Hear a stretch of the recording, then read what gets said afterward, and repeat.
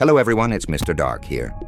In today's video, we will explore a gripping and tragic story from 2016, which is not only filled with suspense, but a heartbreak and the relentless pursuit of justice.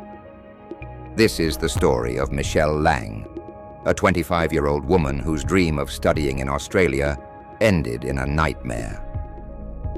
Michelle was born in Chengdu, Sichuan Province, China, on January 29, 1991. People close to Michelle said she was a nice, smart, and respectable child, even though Michelle and her parents were close. Things got tough after her father passed away in an earthquake in 2008, but that didn't stop her. She kept being a determined girl and lived her life to the fullest.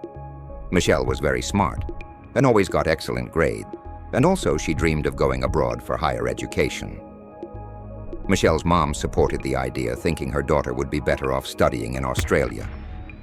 This decision was also because Michelle's aunt had married and settled there, so Michelle would be safe. So in 2011, Michelle enrolled at the University of Technology in Sydney and graduated with a degree in business studies in 2014. Michelle stayed in her aunt's apartment, and she also had a daughter 2 years younger than Michelle. The cousins got along well, making the place happier. Michelle's aunt, who was 44, married Derek Barrett, who was 24 in 2012. They all lived together in suburban New South Wales since their marriage. Michelle's aunt was always busy with work and often went on business trips. And during these times, she'd leave the apartment for days, and the girls would stay home with her husband. And like routine, once Michelle's aunt went for a business trip for a few days. And on Sunday, April 24, 2016, Derek went to the train station to pick up his wife, who was returning from a business trip. When Aunt got home, she asked Derek about her niece, but Michelle was not there. In answer, Derek said that he hadn't seen her in 2 days, which was strange because he wasn't working and would likely have seen Michelle at the house. Derek claimed that Michelle had been going to nightclubs and spending a lot of time with friends. And to support his story, when Aunt Lang asked her daughter about Michelle, she got the same response, since her daughter had spent the night at a friend's house. So Aunt Lang spent the whole day trying to reach Michelle, but her phone also seemed to be turned off. Concerned, the next day, Derek and Aunt Lang went to the police station to report Michelle's missing. They also filed a missing persons report with the Chinese embassy in Australia to draw more attention to her disappearance. A body had been discovered by the time the police report was submitted. On Sunday, April 24th, around 10:30 a.m., several tourists reported seeing a body floating in the water near Snapper Point, about 80 miles from Campsie. A team was sent to retrieve the body. The body, initially unidentified but described as Asian, was between 20 and 35 years old and about 170 centimeters tall. It was hard to estimate how long the body had been in the water because decomposition had already started. And here entered Detective Gary Jubelin, a seasoned investigator known for his sharp instincts and unwavering determination. From the start, Jubelin sensed something was off. As he delved deeper into the case, the evidence began to paint a chilling picture. The investigator and the police cross-checked missing persons reports and came across Michelle's case, suspecting the body was Michelle. They recreated a sketch of the face and compared it to her picture. It was a good match.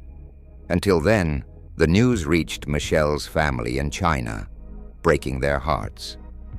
They came to Australia faced with a grim reunion with their precious girl, and they demanded answers.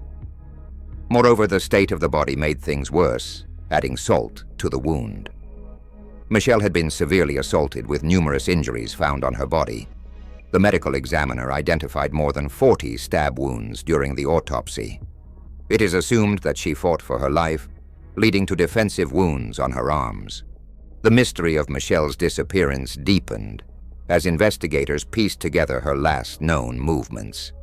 And as per them, on April 21st, the day she was reported missing, she was filmed on CCTV shopping at Pitt Street in Sydney's CBD around 3:00 p.m. Maybe hanging out with friends and having fun as usual, nothing in her face, suggested anxiety or a desire to run away. She was just casually strolling through the mall, and after a fun day, she was seen catching a train from St. James Railway Station, arriving at Campsite Railway Station around 4:30 p.m., seemingly heading home, and that was the last footage of her alive. The mystery of Michelle's disappearance, despite extensive searches, there were no immediate signs of Michelle at her usual haunts. Friends and neighbors hadn't seen her, and her favorite cafes and study spots yielded no clues. Her phone, which she used to communicate regularly, had been turned off, adding to the growing concerns.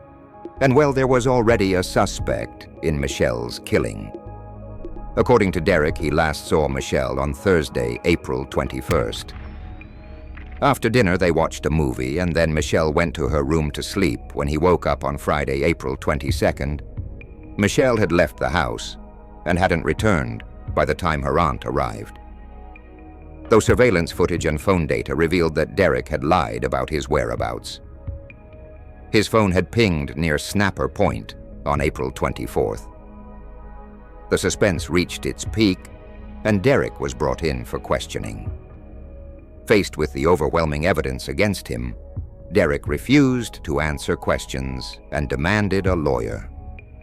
Detective Jubilin's relentless pursuit of the truth uncovered even more disturbing evidence. The more Jubilin uncovered, the more dangerous the investigation became. He received anonymous threats, warning him to back off, though Jubilin was not one to be easily intimidated, and the evidence spoke for itself, as Derek's mobile phone was confiscated and given to specialists for examination. The police were unprepared for what they discovered when they recovered previously erased data from the phone. Among the deleted files on his phone were images and videos of Michelle and his own stepdaughter taking a shower, as well as Derek masturbating next to Michelle's bed, in addition to being charged with unlawful confinement, secret videotaping, and stealing Michelle's life. Derek Barrett was indicted on 27 other counts. Derek Barrett was arrested and charged with Michelle's murder. During the trial, it became clear that Derek had a dark and twisted obsession with Michelle. The videos on his phone showed him setting up hidden cameras, invading her privacy, and ultimately planning her murder. The jury was horrified by the graphic evidence, and Derek was sentenced to 46 years in prison, with the possibility of parole after 34 years and 6 months. Michelle's family, devastated by her loss, sought justice. According to reports, Derek apologized in writing to his wife and Michelle's family, saying that there are no adequate words to express the suffering he has caused them. But no amount of regret can lessen the suffering the Leng family had to endure, and no apology can bring Michelle back. But this is not the end of the story, because in 2020 new evidence emerged, showing even more horrific actions by Derek. An elderly woman was found in possession of a USB device which contained pictures and videos of Derek sexually assaulting Michelle shortly before her murder. When she saw that it contained graphic photos and videos, she handed it to the police, who identified Derek in the footage. The 9 videos found on the USB, which began with Derek entering Michelle's bedroom, contained horrific details of the crime. Justice Helen Wilson said Michelle's personal integrity was cruelly defiled by an offender who took pleasure in hurting, humiliating, and degrading her. Based on the video evidence, on April 21st, Michelle arrived home around midnight, and after midnight, Derek Barrett began his sinister plan. Michelle was taken aback when her uncle entered her room just as she was about to nod off. To silence her, Derek attacked her, bound her, and taped her mouth. After stripping his niece naked, Derek began to take images and videos of her body, including intimate shots of her private parts. And around 8 in the morning, on April 22nd, when Derek took the last photo, Michelle was still conscious but trembling with fear, And on that same day, around 4 p.m., Derek's stepdaughter came home. She had no idea her cousin was restrained and gagged in the other room. Michelle's cries for help went unheard during the roughly 3 hours she was home before leaving again. Inside the room, Derek had set off different cameras in that hellish space. He assaulted Michelle, recording it from various angles. For his own satisfaction, in the video, Michelle could be heard crying and begging him to stop. But it was in vain. The rest of the video was only audio, presumably capturing Michelle's last moment. There were pleas and questions about why this was happening. Then everything went quiet as the video cut off. Then, after 2 days, he stabbed her 40 times.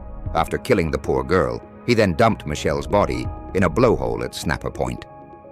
He was given an additional 20-year sentence, though it would be served concurrently. Throughout the investigation, Detective Jubilin faced immense personal risk. Yet his courage and dedication ensured that Michelle's tragic story was heard and her killer was brought to justice. Michelle Leng's story is a heartbreaking reminder of the hidden dangers that can exist close to home. Her life, filled with dreams and potential, was cut short by a monstrous act. But her story also highlights the heroism of those who fight for justice, no matter the cost.